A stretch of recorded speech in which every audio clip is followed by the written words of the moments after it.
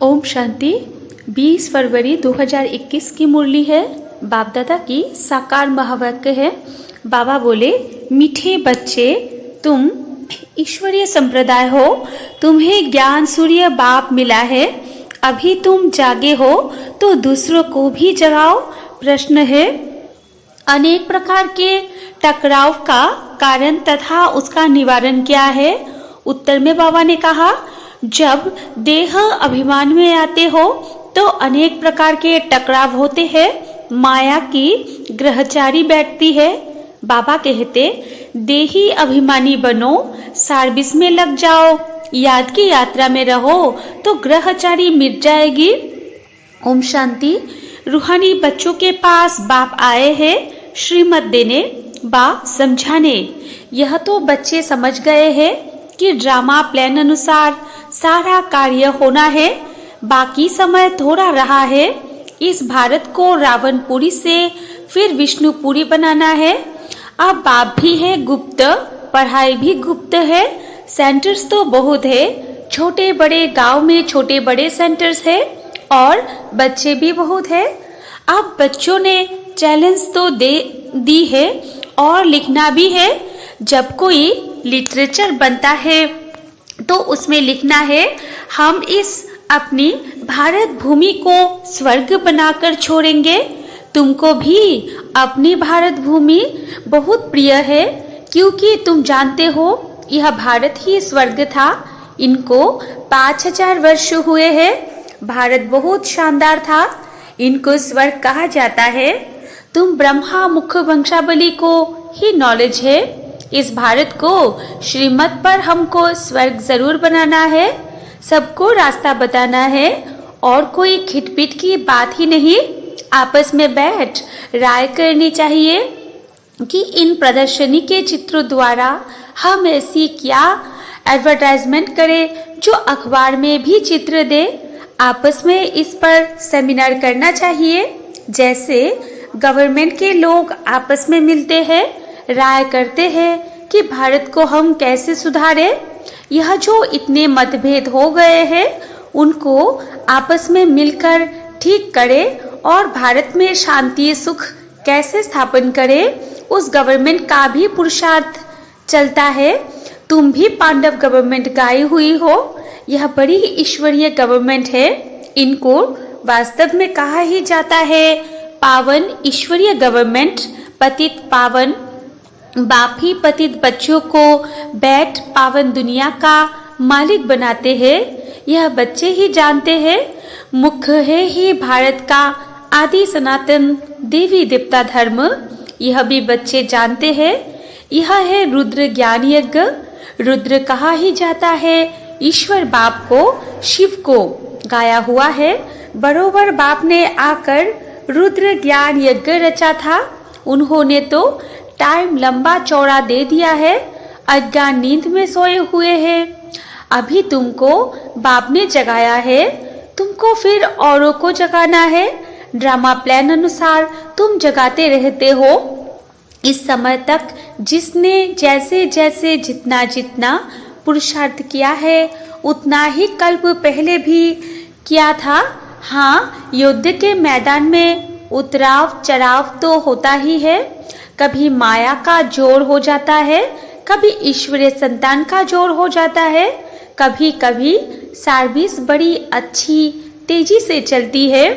कभी कहाँ बच्चों में माया के विघ्न पड़ जाते हैं। माया एकदम बेहोश कर देती है। लड़ाई का मैदान तो है ना। रावण माया राम की संतान को बेहोश कर देती है। लक्ष्मण के लिए भी कहानी है ना।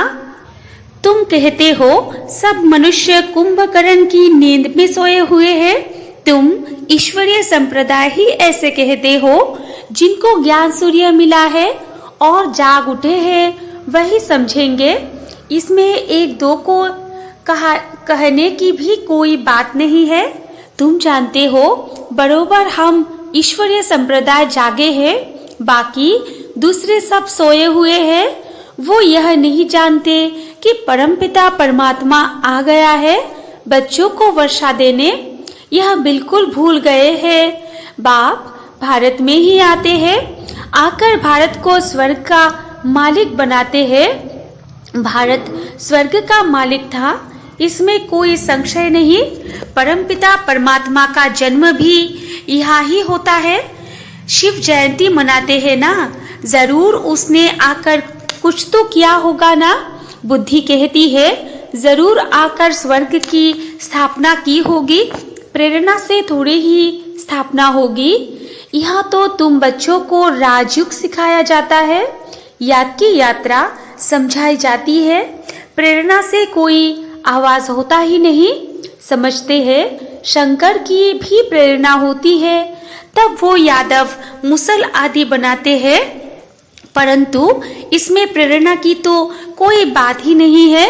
तुम समझ गए हो, उन्हों का पार्ट है ड्रामा में। यह मुसल आदि बनाने का प्रेरणा की बात नहीं है। ड्रामा अनुसार विनाश तो जरूर होना ही है। गाया हुआ है महाभारत लड़ाई से मुसल काम आए, तो जो पास्ट हो गया है वो फिर रिपीट होगा। तुम गारंटी करते हो हम भारत में स्वर्ग स्थापन करेंगे जहाँ एक धर्म होगा। तुम ऐसे नहीं लिखते कि अनेक धर्म विनाश होंगे, वो तो चित्र में लिखा हुआ है। स्वर्ग की स्थापना होती है तो दूसरा कोई धर्म नहीं होता। अभी तुमको समझ में आता है। सबसे बड़ा पार्ट है शिव का, ब्रह्मा का और विष्णु का। ब्रह्मा सो विष्णु, विष्णु सो ब्रह्मा। यह तो बड़ी गुह्य बातें हैं।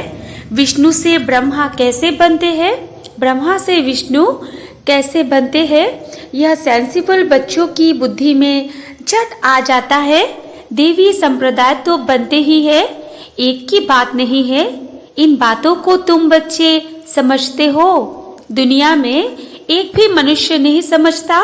भल लक्ष्मी नारायण व विष्णु की पूजा भी करते हैं, परंतु उनको यह पता नहीं है कि विष्णु के ही दो रूप लक्ष्मी नारायण है जो नई दुनिया में राज्य करते हैं। बाकी चार भुजा वाला कोई मनुष्य नहीं होता। यह सूक्ष्म पतन में एम ऑब्जेक्ट दिखलाते हैं प्रवृत्ति मार्ग का। यह सारे वर्ल्ड की हिस्ट्री जियोग्राफी कैसे चक्र लगाती है यह कोई नहीं जानते। बाप को ही नहीं जानते तो बाप की रचना को कैसे जान सकते। बाप ही रचना के आदि मध्य अंत का नॉलेज बताते हैं। ऋषि मुनि भी कहते थे हम नहीं जानते हैं। बाप को जान जाए तो रचना के आदि मध्य अंत को भी जान जाए। बाप कहते हैं मैं एक ही बार आकर तुम बच्चों को भी सारी नॉलेज समझाता हूँ, फिर आता ही नहीं हूँ तो रचता और रचना के आदि मध्य अंत को जाने ही कैसे। बाप स्वयं कहते हैं मैं सिवाय संगम युग के कभी आता ही नहीं हूँ। मुझे बुलाते भी संगम पर है। पावन सतयुग को कहा जाता है, पतित कलयुग को कहा जाता है, तो जरूर मैं आऊंगा पतित दुनिया के अंत में ना। कलयुग के अंत में आकर पतित से पावन बनाते हैं। सतयुग आदि में पावन है, यह तो सहज बात है ना।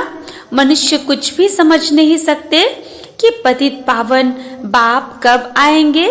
अभी तो कलयुग का अंत कहेंगे। अगर कहते भी कलयुग में अजून 40,000 वर्ष पड़े हैं तो और कितना पतित बनेंगे, कितना दुख होगा। सुख तो होगा ही नहीं। कुछ भी मालूम ना होने कारण बिल्कुल ही घोर अंधियारे में है। तुम समझ सकते हो तो बच्चों को आपस में मिलना है, चित्रों पर अच्छी रीति समझाना होता है। यह भी ड्रामा अनुसार चित्र आदि सब निकाले हैं। बच्चे समझते हैं जो समय पास होता है हुबहू ड्रामा चलता रहता है। बच्चों की अवस्थाएं भी कभी नीचे कभी ऊपर होती रहेगी। बड़ी समझने की बातें हैं। कभी कभी ग्रहचारी आकर बैठती है तो उनको मिटाने के लिए कितने प्रयत्न करते हैं। बाबा घड़ी घड़ी कहते हैं बच्चे तुम देह अभिमान में आते हो इसलिए टक्कर होता है। इसमें देही अभिमानी बनना पड़े। बच्चों में देह अभिमान बहुत है। तुम देही अभिमानी बनो तो बाप की याद रहेगी और सर्विस में उन्नति करते रहेंगे। उच्च पद जिनको पाना है वो सदैव सर्विस में लगे रहेंगे। तकदीर में नहीं है तो फिर तदबीर भी नहीं होगी। खुद कहते हैं बाबा हमको धारणा नहीं होती, बुद्धि में नहीं बैठता। जिनको धारणा होती है तो खुशी भी बहुत होती है। समझते हैं शिव बाबा आया हुआ है।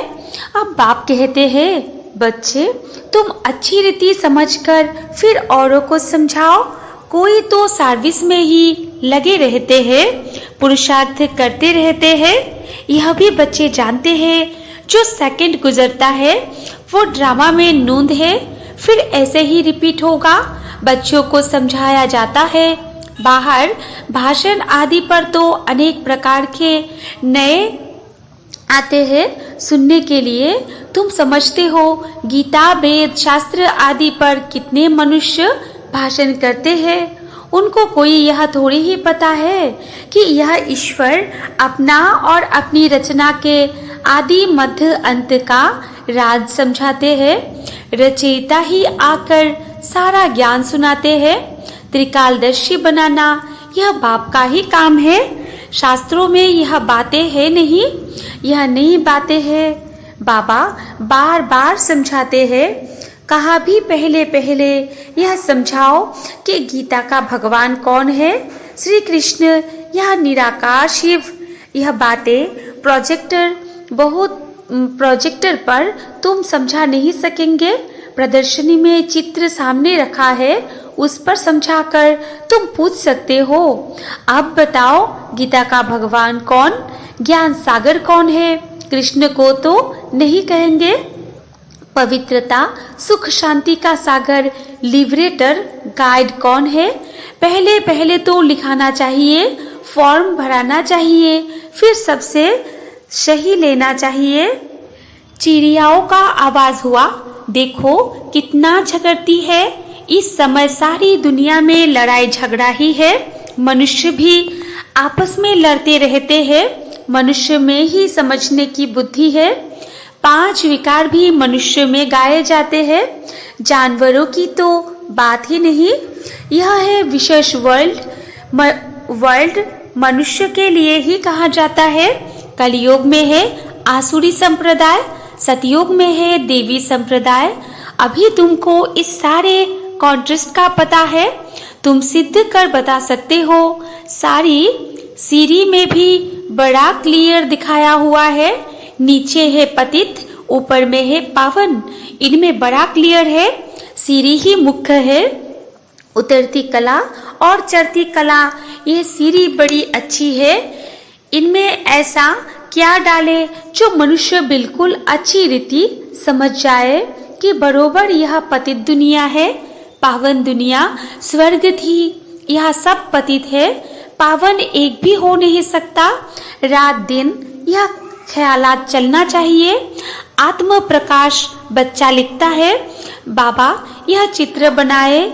बाबा कहते हैं भल विचार सागर मंथन कर कोई भी चित्र बनाओ, परंतु सीरी बड़ी अच्छी बननी चाहिए। इस पर बहुत समझा सकते हैं। 84 जन्म पूरे कर फिर पहला नंबर जन्म लिया है। फिर उतरती कला से चढ़ती कला में जाना पड़े। इसमें हर एक का विचार चलना चाहिए, नहीं तो सर्विस कैसे कर सकेंगे। चित्रों पर समझाना बहुत सहज होता है। सतयोग के बाद सीढ़ी उतरती होती है। यह भी बच्चे जानते हैं। हम पाठधारी एक्टर्स हैं। यहाँ से ट्रांसफर हो सीधा सतयोग में नहीं जाते, पहले शांति धाम में जाना है। हाँ, तुम्हारे में भी नंबरवार है जो अपने को पाठधारी समझते हैं। इस ड्रामा में दुनिया में ऐसा कोई कह न सके कि हम पाठधारी है। हम लिखते भी है कि पाठधारी एक्टर्स होते हुए भी ड्रामा के क्रिएटर, डायरेक्टर आदि मध्य अंत को नहीं जान सकते, तो वो फर्स्ट क्लास बेसमझ है। यह तो भगवानुवाच है। शिव भगवानुवाच ब्रह्मा तन द्वारा। ज्ञान सागर वो निराकार है, उनको अपना शरीर है नहीं, बड़ी समझने की युक्तियां है। तुम बच्चों को बड़ा नशा रहना चाहिए, हम किसकी ग्लानि थोड़ी ही करते हैं, यह तो राइट बात है ना। जो भी बड़े बड़े हैं उन सबके चित्र तुम डाल सकते हो, सीरी कोई को भी दिखला सकते हो। अच्छा, मीठे मीठे सिखिलाते बच्चों प्रति माता पिता बाप दादा का याद प्यार और गुड मॉर्निंग। रूहानी बाप की रूहानी बच्चों को नमस्ते, और हम रूहानी बच्चों की रूहानी माता पिता बाप दादा को भी याद प्यार गुड मॉर्निंग और नमस्ते नमस्ते नमस्ते। धारणा के लिए मुख्य सार 1 नंबर पॉइंट है, भारत में सुख शांति की स्थापना करने व भारत को स्वर्ग बनाने के लिए आपस में सेमिनार करना है, श्रीमत पर भारत की ऐसी सेवा करनी है। 2 नंबर पॉइंट है, सर्विस में उन्नति करने व सर्विस से उच्च पद पाने के लिए देही अभिमानी रहने की मेहनत करनी है। ज्ञान का विचार सागर मंथन करना है। वरदान है, अपनी श्रेष्ठ धारणाओं प्रति त्याग में भाग्य का अनुभव करने वाले सच्चे त्यागी भव। विस्तार है, ब्राह्मणों की श्रेष्ठ धारणा है संपूर्ण पवित्रता। इसी धारणा के लिए गायन है, प्राण जाए पर धर्म न जाए। किसी भी प्रकार की परिस्थिति में अपनी इस धारणा के प्रति कुछ भी त्याग करना पड़े, सहन करना पड़े, सामना करना पड़े, साहस रखना पड़े तो खुशी खुशी से करो। इसमें त्याग को त्याग न समझ भाग्य का अनुभव करो, तब कहेंगे सच्चे त्यागी। ऐसी धारणा वाले ही सच्चे ब्राह्मण कह जाते हैं। स्लोगन है, सर्व शक्तियों को अपने ऑर्डर में रखने वाले ही मास्टर सर्वशक्तिवान है। अच्छा, ओम शांति।